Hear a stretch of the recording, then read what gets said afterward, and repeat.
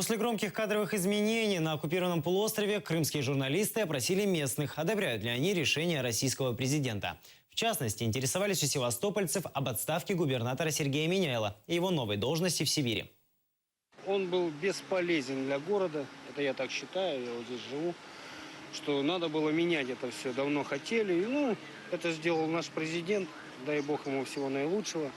И поэтому очень все славно и чудесно. Я думаю, что сейчас будут перемены к лучшему. Я не против Миняйла.